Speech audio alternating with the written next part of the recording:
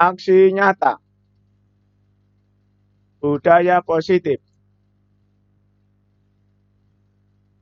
dengan judul menguatkan pembiasaan budaya positif dari rumah oleh siswa.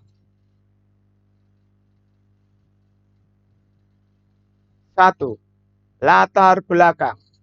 Kita semua tahu, pandemi sudah berimbas pada semua sektor seperti ekonomi, kesehatan, maupun pendidikan. Salah satu dampak yang dirasakan oleh dunia pendidikan yaitu penyampaian materi kurang maksimal. Kita dipaksa harus pakai pembelajaran berbasis online yang dilakukan siswa dan guru dari rumah. Biasanya pembelajaran tatap muka. Dampak negatif belajar dari rumah, karakter-karakter mulai luntur. Dengan kata lain, pembiasaan budaya positif yang sudah ada mulai luntur.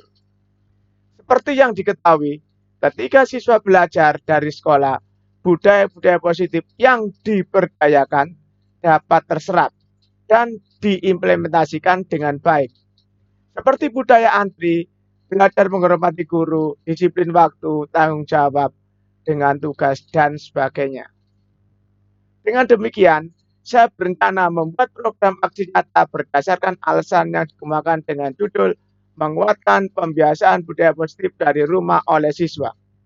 Semoga dengan adanya aksi nyata ini, kebiasaan baik atau budaya positif bisa berjalan bahkan terus-menerus, baik di sekolah maupun di rumah maupun di masyarakat sekitar kita. 2. Tujuan, meningkatkan keimanan dan ketakwaan. 2. Mendisiplinkan perilaku keseharian siswa ke arah yang positif. 3. Menjiwai nilai-nilai luhur Pancasila dalam kehidupan sehari-hari. 4. Membentuk karakter peserta didik yang mandiri, bertanggung jawab, beradab, dan sopan.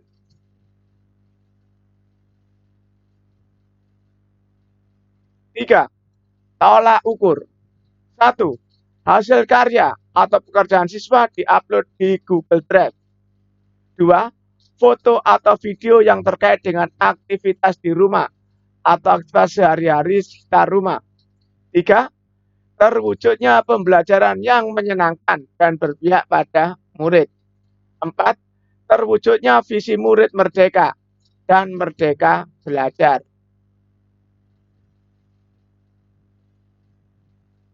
4. Lini masa dan tindakan yang akan dilakukan. 1. Membuat rancangan kegiatan dan jadwal waktu pelaksanaan kegiatan. 2. Sosialisasi kepada kepala sekolah dan rekan guru lainnya untuk meminta izin, dukungan, serta masukan untuk perbaikan rancangan program. 3. Sosialisasi ke siswa dengan menggunakan Vicon, yaitu di sini bisa menggunakan dengan Zoom ataupun Google Meet. 4. Sosialisasi ke wali murid dengan menggunakan grup WA. 5. Melakukan wawancara dengan orang tua siswa terkait aktivitas sehari-hari anak selama belajar di rumah.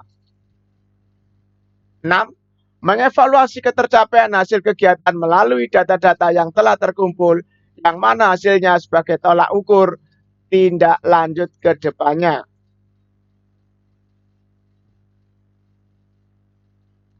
Aksi nyata kali ini dalam rangka menumbuh kembangkan budaya positif yang sudah ada di sekolah.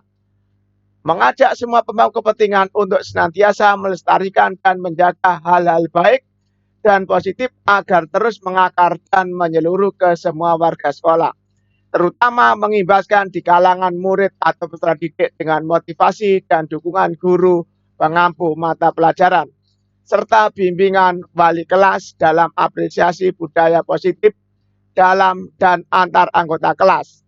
Biarpun pembelajaran daring dilakukan di rumah, supaya budaya ini tetap dilakukan. Untuk menerapkan pembiasaan budaya positif diperlukan komunikasi dua arah antara pemangku kepentingan karena konsekuensi bersama terhadap sebuah aturan dalam rangka penerapan disiplin. Positif tidak akan berhasil tanpa kesadaran penuh dari masing-masing individu. Untuk itu diperlukan kesepakatan bersama di dalam kelas. jika lingkupnya guru mata pelajaran dalam satu kelas. Jika kesepakatan dalam satu sekolah berlaku untuk semua pemangku kepentingan di sekolah maupun di rumah.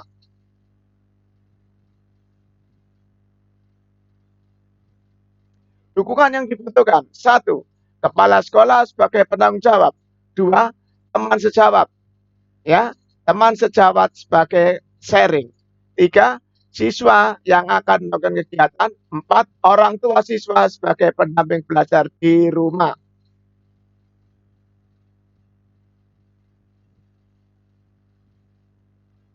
Enam, hasil dari aksi nyata yang dilakukan. 1.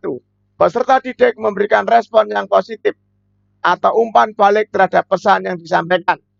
Peserta didik memiliki keterampilan yang baik. Peserta didik memiliki sikap saling menghargai pendapat, mampu bekerja sama, dan bertanggung jawab. Peserta didik mampu berpikir kritis, kreatif, dan memiliki motivasi akademik yang tinggi.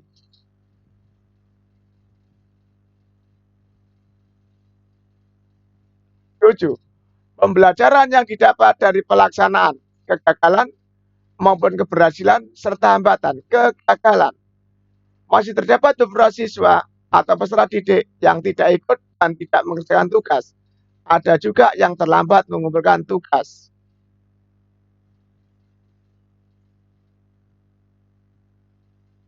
Keberhasilan. Peserta didik menunjukkan respon yang positif dan sikap antusias dalam setiap kegiatan pembelajaran, sehingga terjadi komunikasi dua arah. Orang tua juga memberi respon yang baik.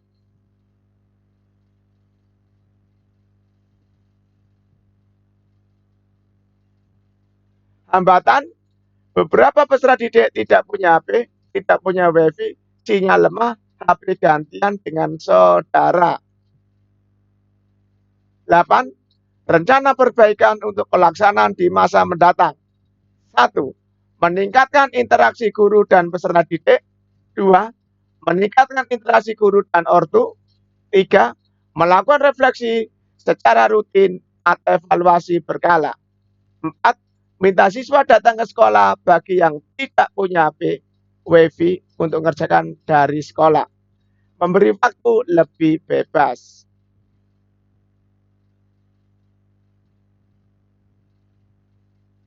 Dokumentasi. Untuk membuktikan alur aksi nyata tadi yang sudah saya lakukan, yaitu ini, ya,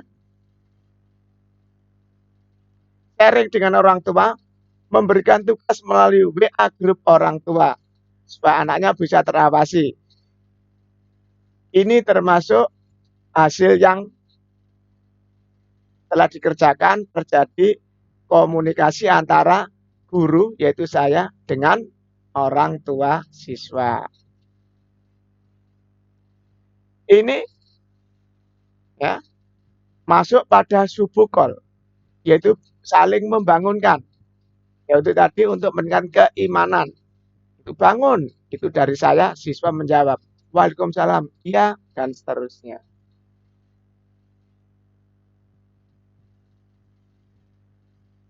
Dokumentasi berikutnya, ini ada seorang siswa lagi ikuti daring dan juga belajar. Dengan wajah ceria ya. Ini siswa mengerjakan tugas. Dokumentasi berikutnya, ini untuk profil Pancasila. Seorang siswa ditugaskan untuk membantu orang tuanya di rumah, yaitu dia mengambil contoh, membantu ortu cuci piring. Nah, ini sosialisasi siswa mengenai masalah budaya positif, tugas-tugas yang harus dikerjakan, supaya bisa di rumah bisa ada budaya positif. Dokumentasi berikutnya, yaitu lihat video memasak, yaitu penugasan. Dari sini akan terbanyak sekali maknanya dengan memasak untuk orang tuanya. Ikuti ya, jangan sampai ditinggalkan.